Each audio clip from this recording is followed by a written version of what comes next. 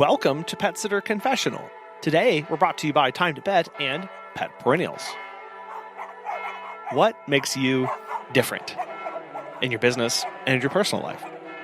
Do you understand how that has been shaped and molded over time, both intentionally and unintentionally? Today, we are really excited to have Kirsten Kruska, owner of Pet and Plant Pal, on the show to talk about what it means to understand yourself, how to set yourself apart and embrace that difference.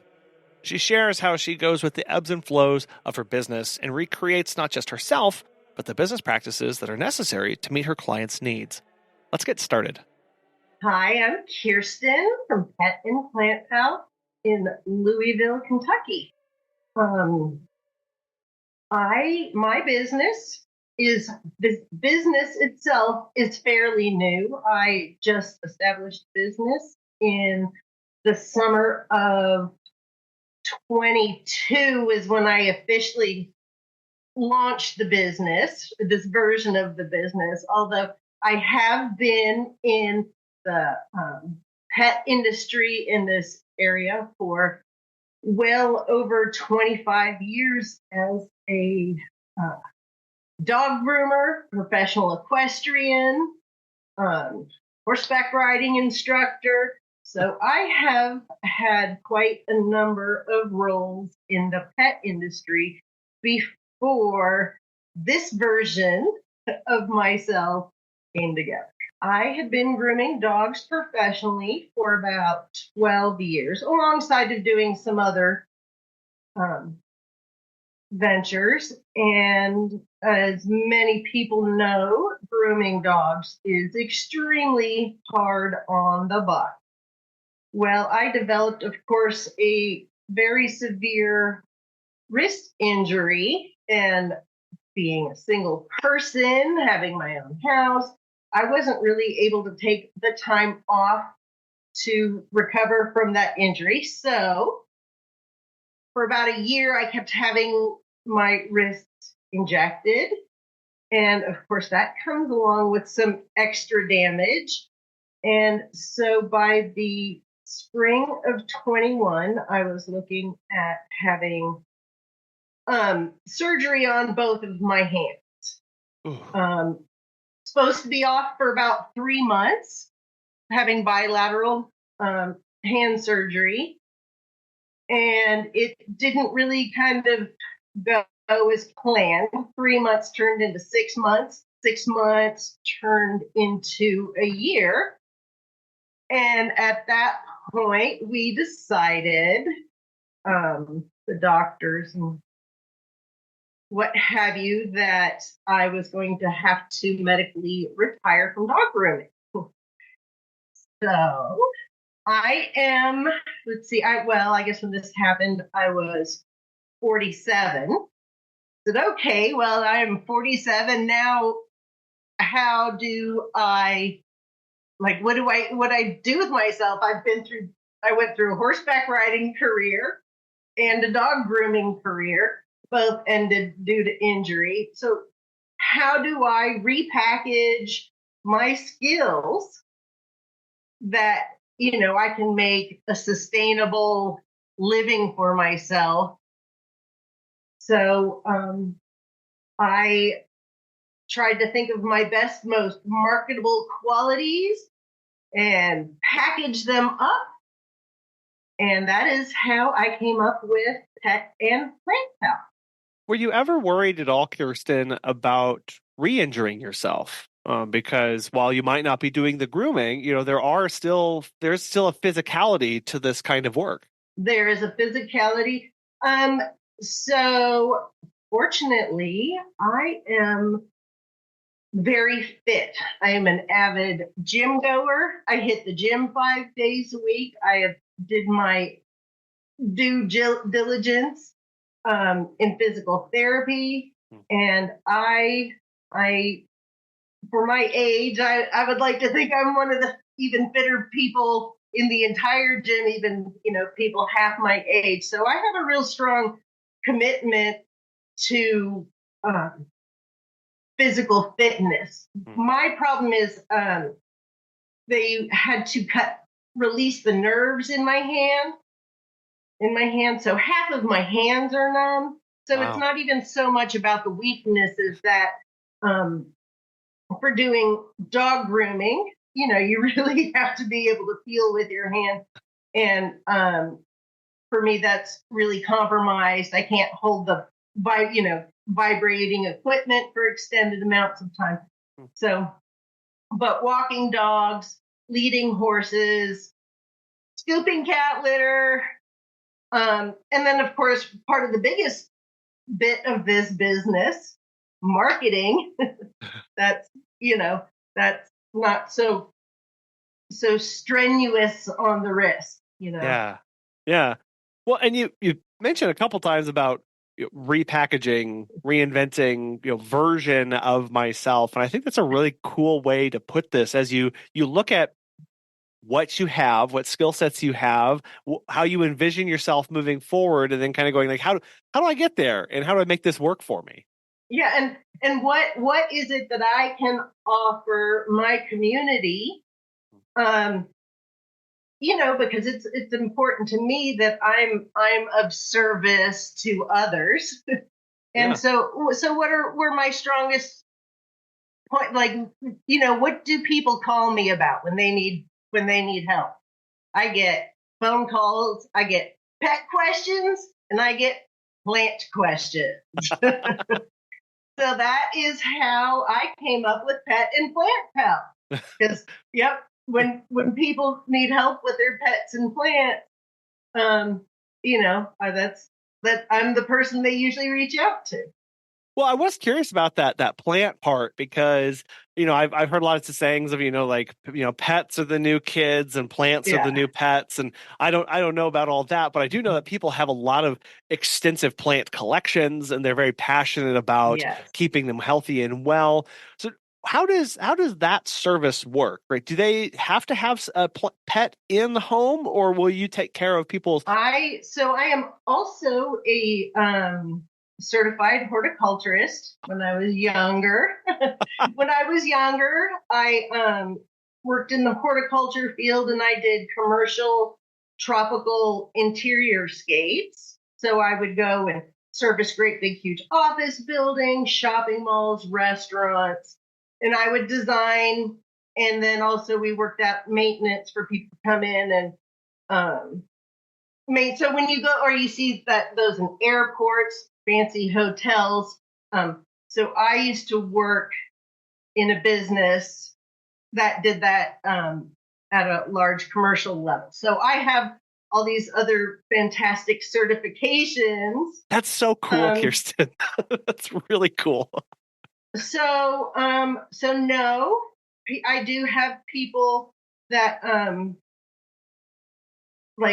this winter, I had a client is a traveling medical professional, and she had some houseplants and was going to be gone for about 4 months. And so I come in there, I meter them, I water they're metered, watered, everything's kind of recorded, they're cleaned. So similar to the way a pet client gets a care journal for their dogs or cats, my plant clients get the same for their plants. To me, that's a lot of background that you bring to that. I don't imagine there are too many people asking for those specific things, or do you find that they know kind of what exactly they're looking for, or are they pleasantly surprised by what you bring to the table? With the with the plants, I have been just sought out Mm. specifically for that. Yeah. And that does actually give me some flexibility with my service area. So I can, if it's just a house plant client, I can, I have to keep my service area quite so tight as I do with pets, because it doesn't really matter what time you show up, or if it's something that can be slightly flexible. And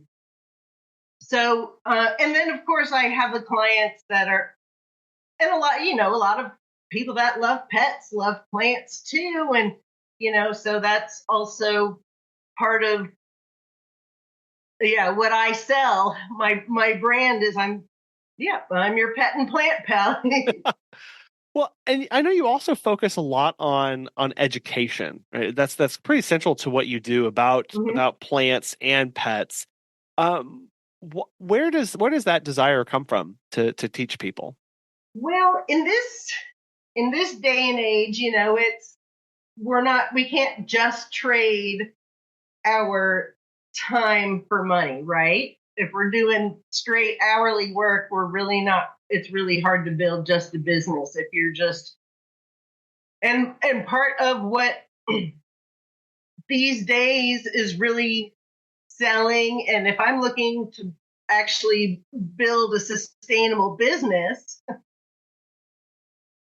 selling the education is a really big deal these days. You can't just, sure, my time is worth X amount of money, but then how do I multiply that for a bigger vision?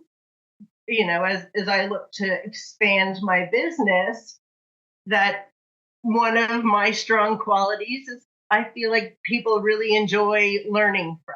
So how does that look in a typical day with educating? Is that mostly educating existing clients on problems that they have, or is that in going out to the community and talking to them about how you can help them with those problems? There, there's a multiple, I would say, or multi-prong approach, I suppose. So, I do offer grooming lessons. Yes.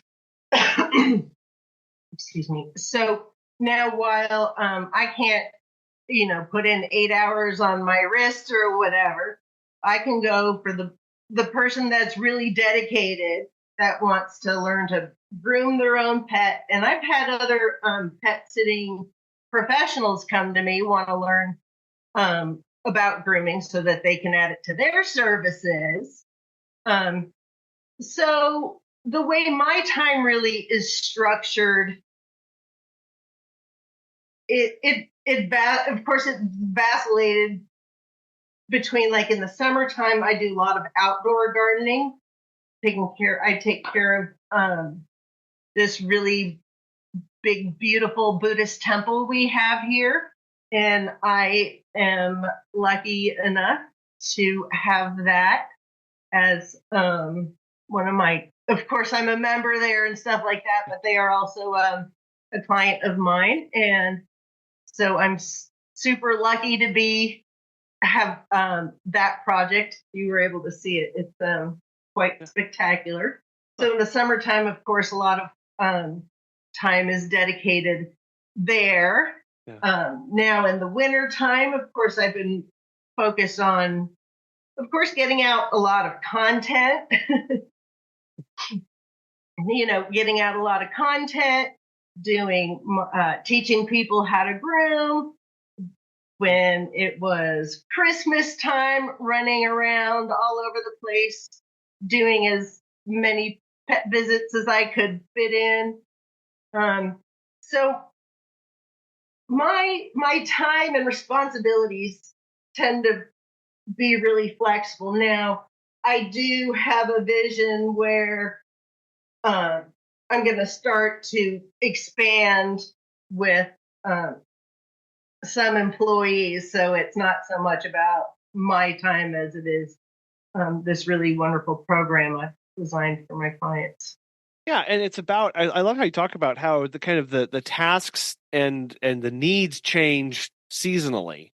And that Mm-hmm. when you have a business of, look, there's a summer business here, I've kind of got a fall transition into winter business here, and I got a springtime things. It really does help kind of even out a little bit, kind of average out over the year of going, okay, well, I'm not doing as many Right. outdoor stuff in the winter, so I have got more time to take on more indoor things, right? And then it kind of Right. allow that flow throughout the year. And a lot of us, I think, if we looked at what goes on in our business, we do have a seasonality or a pulse Oh, to absolutely. Yeah. what we do, and figuring out what services could I offer to accentuate that, or to even that out? What do my current clients need? How do I approach that? And really start to work out this multi-seasonality in our business so that we have more consistency in all that we do. Absolutely. Have you heard of Time to Pet? Dan from NYC Pooch has this to say. Time to Bet has been a total game changer for us. It helped us streamline many aspects of our operation, from scheduling and communication to billing and customer management. We actually tested other pet sitting softwares in the past, but these other solutions were clunky and riddled with problems. Everything in Time to Pet has been so well thought out. It's intuitive, feature-rich, and it's always improving. If you're looking for new pet sitting software, give Time to Pet a try. Listeners of our show can save 50% off your first 3 months by visiting timetopet.com/confessional. You mentioned the Buddhist temple, Kirsten, and I know that is really core to your business, and you've based a lot of things on that. When I was, learning more about you, I found that you have an 8-fold path guarantee, and I really wanted you to dive into this because I think it's absolutely fascinating. All right, so, as I mentioned, I had that entire year of not really knowing what was going to happen with my future. Was I going to be able to return back to dog grooming? Was I going to have to find a new career? And in that amount of time, what I had done with that time was I focused specifically on Dharma study. So that meant I went to a couple different temples, studied a lot of Buddhist philosophy, studied with the monks, hours and hours of meditation. Like, if I couldn't get my outside right, I was going to get the inside right.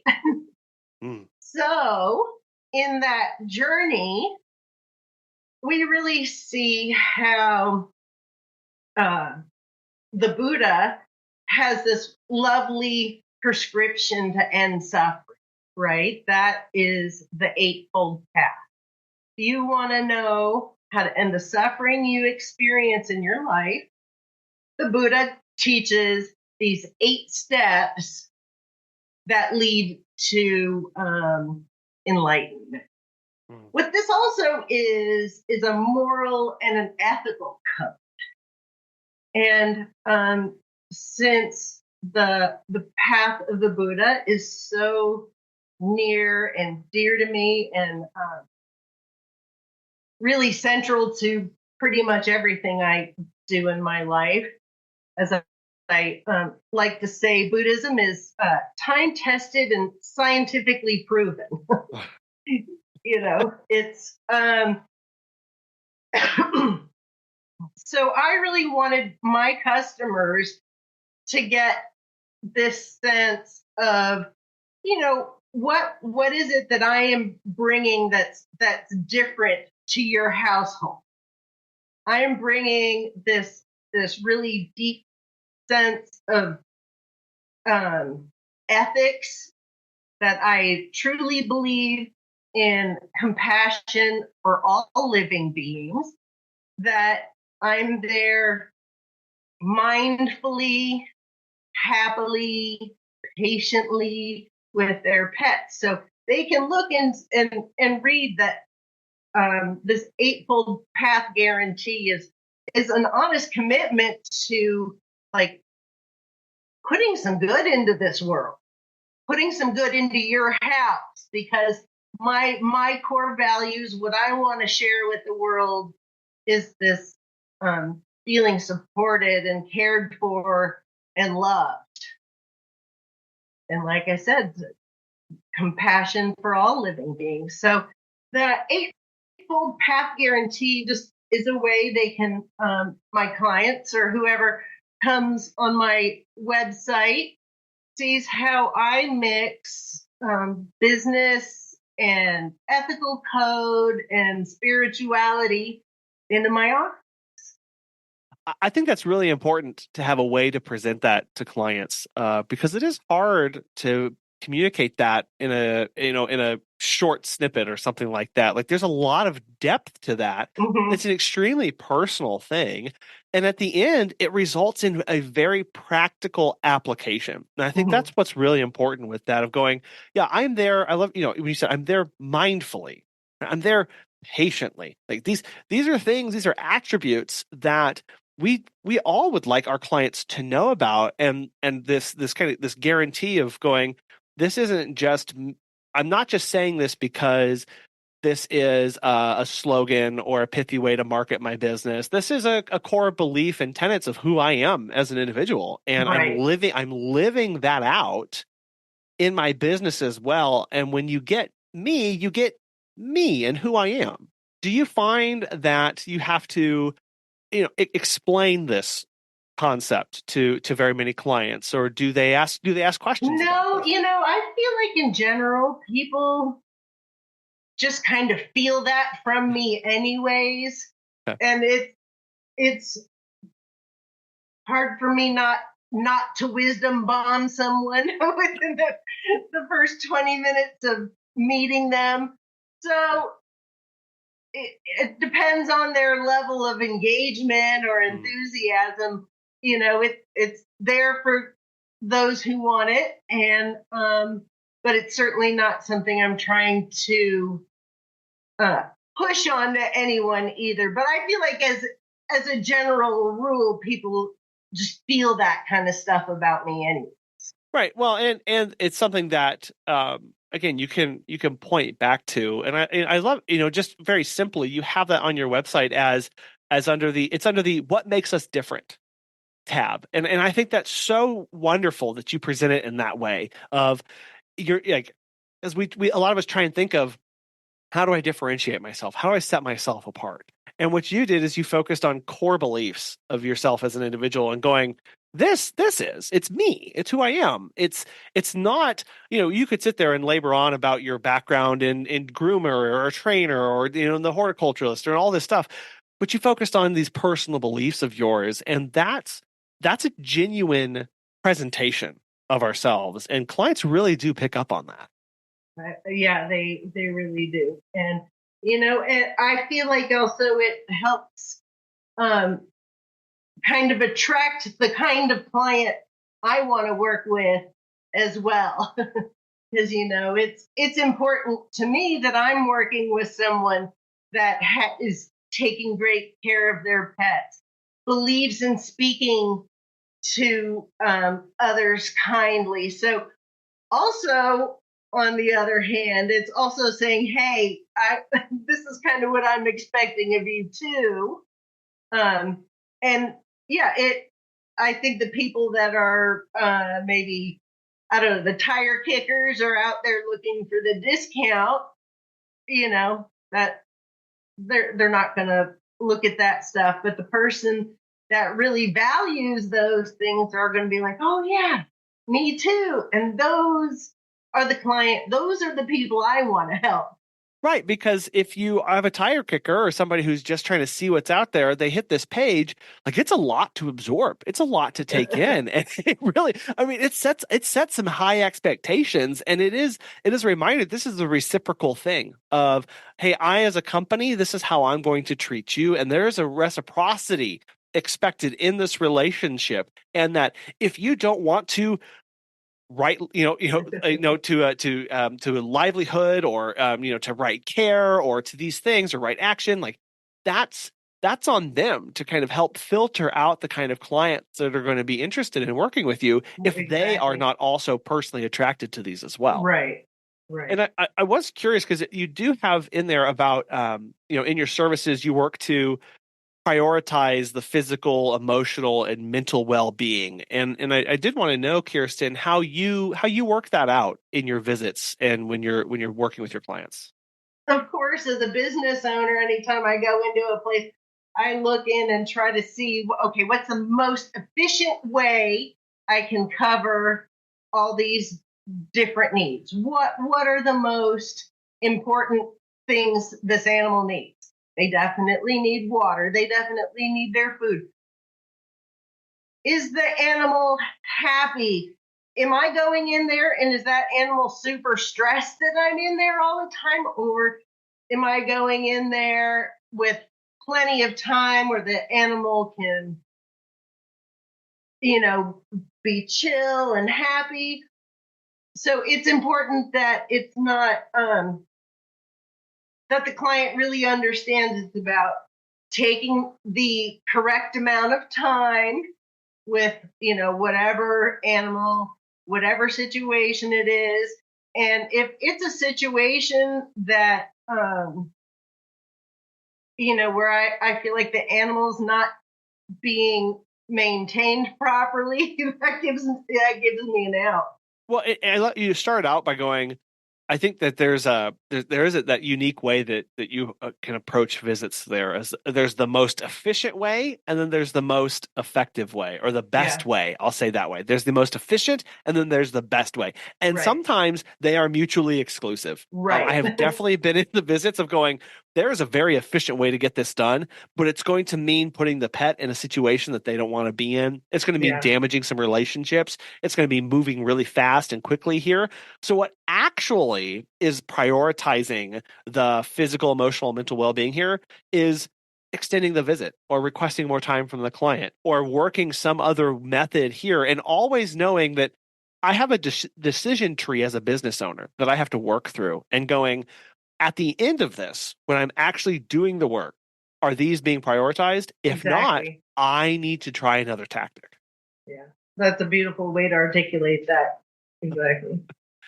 And sometimes clients appreciate that, and sometimes they just don't understand. And so have you ever had to try and communicate that to a client of look, this isn't doing these things? Oh, yeah. I mean, when I have been in the pet and horse industry 30 years now, probably professionally. There are just sometimes where what the client wants, particularly in grooming, what the client wants is not in the best interest of that animal. And you have to decide as a professional, it's like, am I going to partake in something that I think is inhumane because of a buck? Or am I going to be the advocate for this animal and say this is not going down on my watch? And that's key. And then we have to remind ourselves that when we're there, we're an advocate, and they can't speak for themselves about what their needs are at that moment directly. We as the professional need to be there to tell the client what needs to take place and have those morals, have those ethics, have those standards that we can point to and go, look, what you're asking doesn't meet these. And so either A, I'm not the person for you, or B, I have some advice. And then you can see if you want to listen to me or not. Exactly. I mean, you can't force anyone to do what you think is right, but you can certainly choose to participate in it or not. Yeah. That's really hard, Kirsten, as somebody who's like really it's because we have to make that decision again, like you said, of we have to choose whether we're going to participate in that level or not. And man, sometimes we've got bills due. Sometimes we're really slow. Sometimes we're really, we need XYZ, or this may be the worst one that comes up sometimes for us is like, oh, this is a really good community connection, right? And if they would just share my services to their friends, I'd be in the in crowd, and I could, there's so many little cuts that we can make to our integrity along that way of what we're willing to do to make things happen, that then we stop being true to who we are. Yeah, I've been like this way for a very long time. What is meant for me is meant for me. What is not meant for me is not meant for me. So, sometimes it is not meant for you or a situation to work out in a certain way, but it'll work out in a different way if you're true to yourself and your morals and what you think is honestly important. Well, Kirsten, how do what advice would you give to somebody who's struggling to embrace that? Because I think that's a really healthy mentality of, look, if it's going to work out, it's going to work out. And I'm just going to know that whatever work I'm doing is the work that I need to be doing. And that's enough versus this always more, or, oh, I missed that opportunity, or, oh, that was stolen from me, kind of, feeling like this grudge against the universe, I guess. Well, us Buddhists are very well trained in letting go. It's all illusory anyways. Yeah. So for me, and this is, I think, why everybody needs to learn to meditate. It makes it easier to let go of certain mental situations or situations that my let go muscle is really, really strong. I honestly think it's through meditation. I am, and having to start your whole life or your whole business over at age of 47, yeah. You want to know what kind of cliff dive that is. All you can do is let go and trust that the universe has got your back. Well, what I hear from that too is that it takes practice, right? It's not something you just wake up one day and do, right? You said my let it go muscle is well exercised, basically. Yeah. Oh, yeah. And it starts with real little things. It starts with the way us Buddhists train it is, starting in very short meditation, how to let go of your thought, how to keep your mind concentrated on one object when all these other things keep popping up. How do you, and oddly, over time, it translates into this metacognition in your life to where you're able to see certain things a little more clearly, or if you can't see them clearly, you're able to let it go and trust that what needs to work out is gonna work out. So yeah, it's a muscle. You gotta start small. You can't go to the gym and lift the heaviest stuff right away. You start easy, small. That muscle will grow. Yeah, and I'm sure having a support group and fellow people to go and speak to is also helpful to keep you accountable and voice some opinions and voice these frustrations. Because I know for me, that's one way that I can help let go of. I need to vocalize some things of I need to tell somebody else how frustrated I was in that moment, and then once it's out there, I can breathe. And so, right. And I can move on. I've said my piece to a pillow, right. Or to a wall. And now I can move somewhere else or have a listening ear that can, sympathize with you too in those moments. Yeah. And honestly, one of the best things I did was, right off the bat, I hired a, business coach. So I get some really incredible, feedback and guidance and planning as to how to grow this business, and of course, like the amazing emotional support you get when you hire wonderful people. Shout out to Shelly Byer. Okay. Well, yeah, and that's a step that can be yet another scary thing. Because now of going a business coach, and whether that's a pet care industry specific one or a financial coach or just a business coach, more of a general thing, or it's scary because now all of a sudden I'm going to somebody else who may tell me things that I'm not ready to hear. How did you? Was that part of your letting it? The let it go process, and you just embraced what they advice, or kind of what was that process like? She and I just connect really well, anyways, on many levels. So I trust her advice. I feel like she's really helped me establish some really wonderful things in this business I would have had no idea how to do, not to mention all the incredible marketing advice. And look, like I said, as of this time last year, I could barely write an email. If you have looked at my social media, it is on point. I've got great graphics. I've got great copy.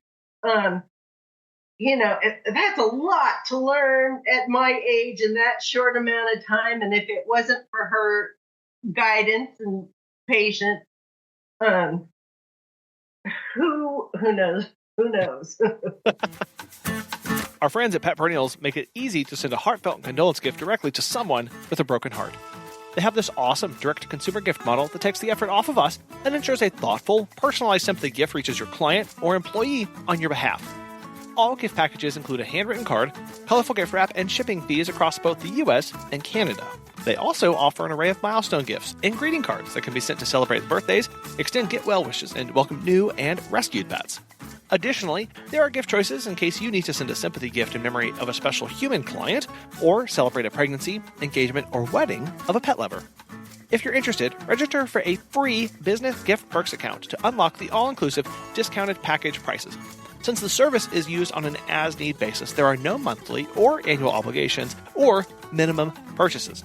Learn more at petperennials.com. Check out their business programs or register for a free gift perks account by using the link in the show notes.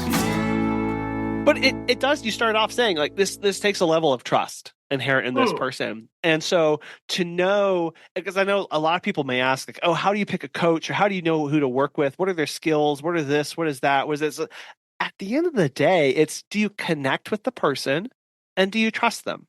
And that takes a level of getting to know them, following along with work, having some pre-conversations with them, Absolutely. understanding how they can or maybe cannot help, and going, is that enough for me? And then do I actually like this person at the end of the day? And there's, in the pet sitting industry, there's a number of really dynamic, great coaches that offer some really good advice. So you're also there's a lot of noise out there to say, like, who's going to help me take my vision in the direction that feels right for me?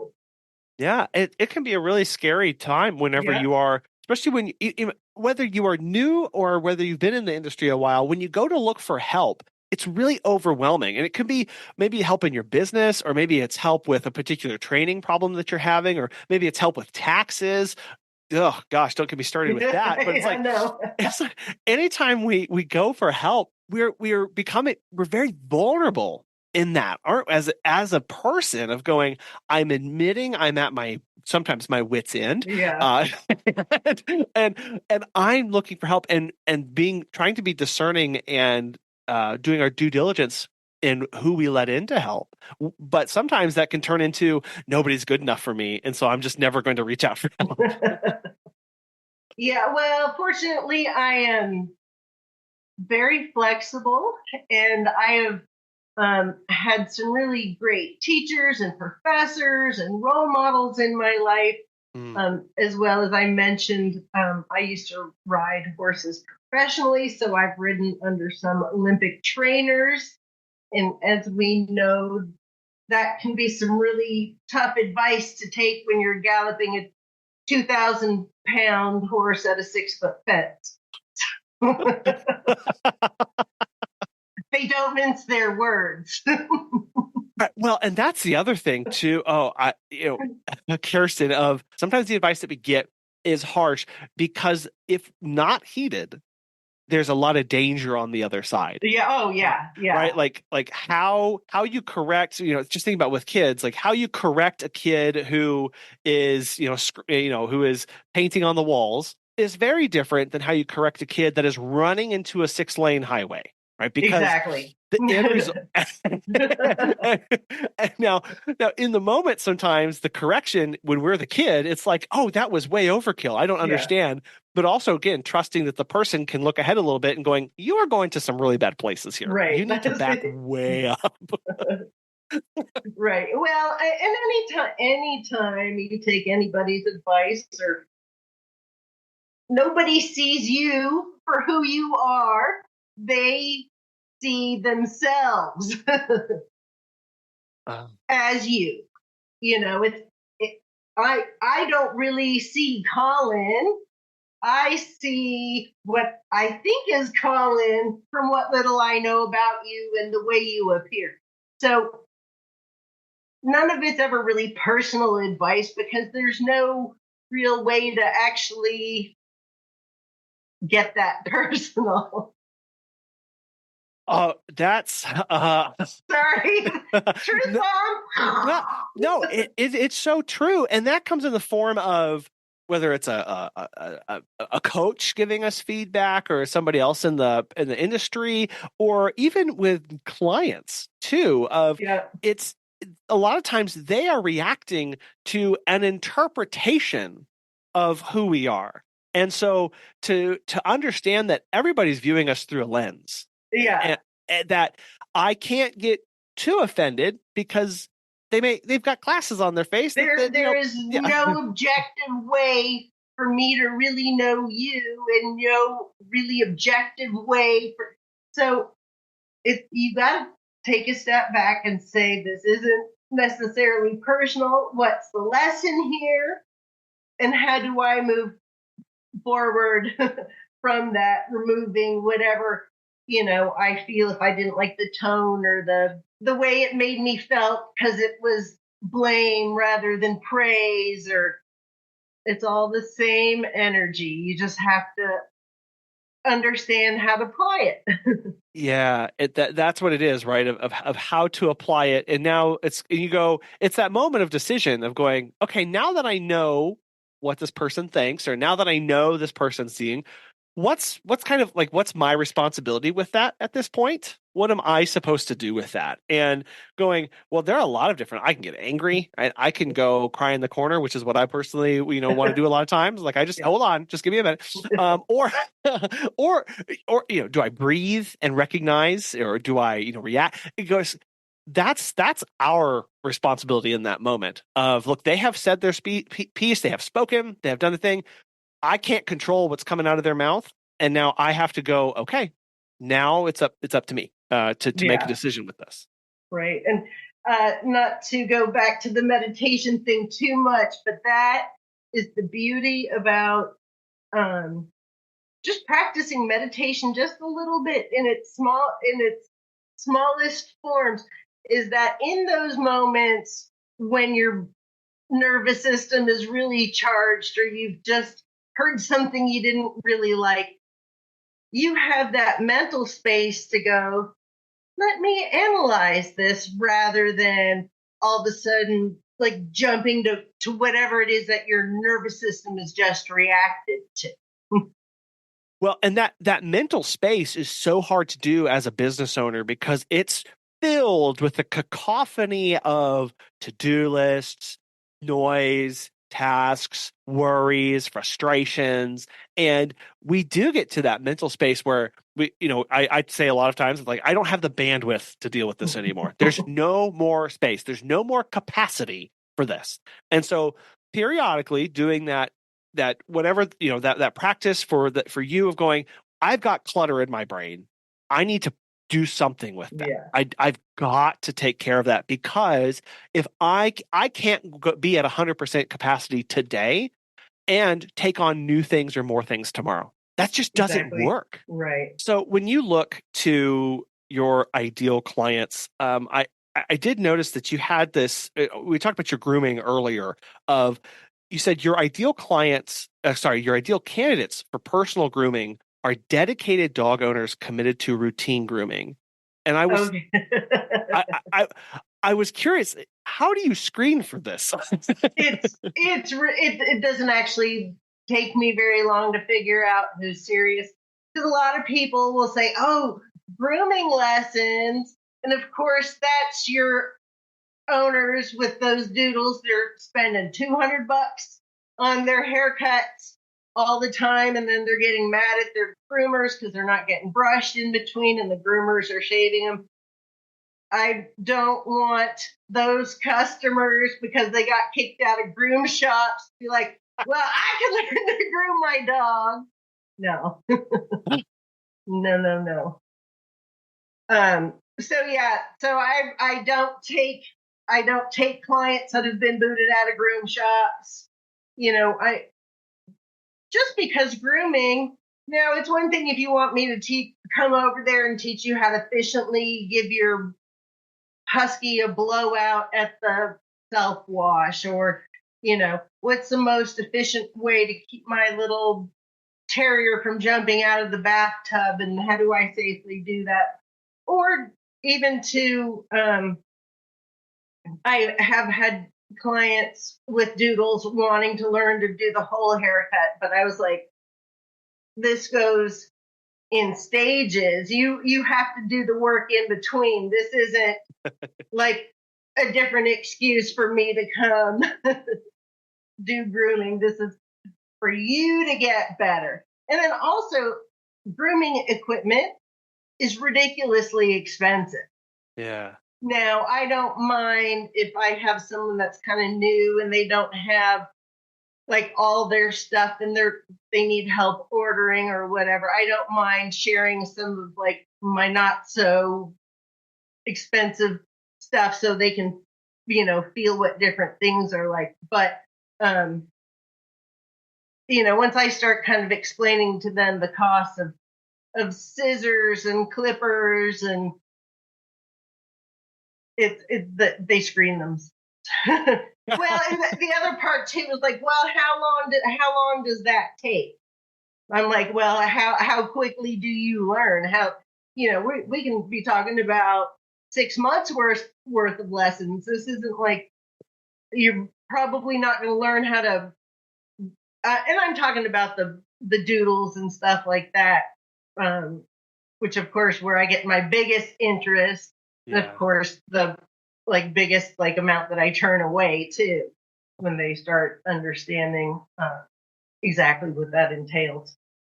Right. Well, it is that commitment, right? And you said, you've got to do the work in between, and that is a level of commitment that a lot of people don't understand. I mean, about grooming, about life in general. We can't just shortcut to the end. That's not how any of this works. No. If you wanted to shortcut, you need to, go back to the groomer that you're spending a lot of money on, because right. That's what that's worth. Yeah. And knowing that, I just love that idea of, well, I wasn't committed enough to keep brushing my dog so that they didn't have to shave them anymore, but I'm committed now to groom and go through this process. And it's like, right.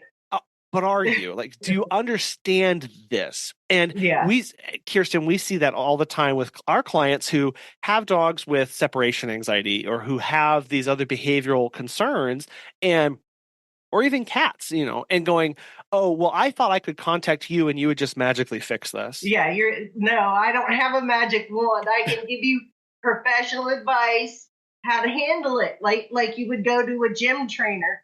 You don't go to the gym trainer and say, okay, I want this 20-year-old bod of a supermodel, but I'm a 50-year-old housewife that loves M&Ms. It's like you can't.